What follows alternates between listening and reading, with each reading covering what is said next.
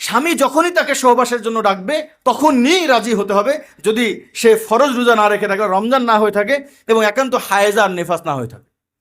এখন বাংলাদেশে বহু নারী আছেন যারা স্বামীকে কয় আজকে আমার কাছে আসবে না, রাগ করে সেই নারীর উপরে আলাইহা লাআনাতুল্লাহি ওয়াল মালায়েকাতি ওয়ান নাসি আজমাইন।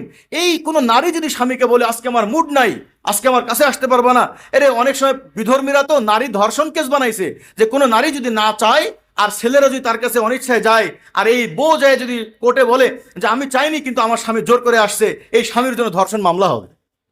শয়তানি কোন জায়গায় চিন্তা করে দেখছেন?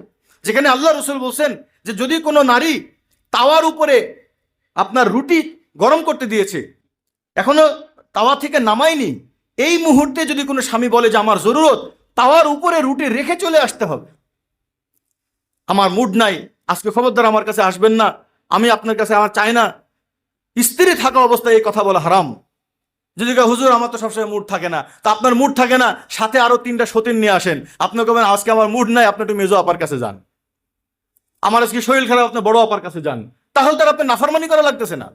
এখন এই ছেলেরা কি করে, নারীরা এই নাফরমানি করে, ছেলে তখন রাগ বাগ করে থুয়ে যে আরেক ঘরে যায় পুরাতন বান্ধবীর সাথে চ্যাটিং করতেছে, আর না হলে ওখানে যে ইমোসেক্স করতেছে, আর না হলে ওখান থেকে ডাইরেক্ট পতিতলায় চলে গেছে। কেন? স্ত্রী তো দেয় না, স্ত্রী তো তার কাছে আসে না। এই জন্য এটা হক যে স্ত্রীকে যখন ডাকবে, যদি সে হায়েজ আর নিফাস না হয়। এখন অনেকে হুজুর এটা অত্যাচার হচ্ছে। ভাই অত্যাচার না তো, এখানে কিসের অত্যাচার?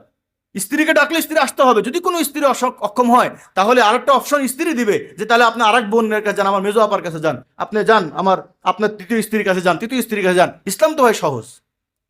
এখন একাধিক স্ত্রীও আনতে দিবে না, আবার নিজেও যদি না সক্ষম হয় তাহলে সেই নারী ওই স্বামীর হক নষ্ট করা গুনাহগার হচ্ছে।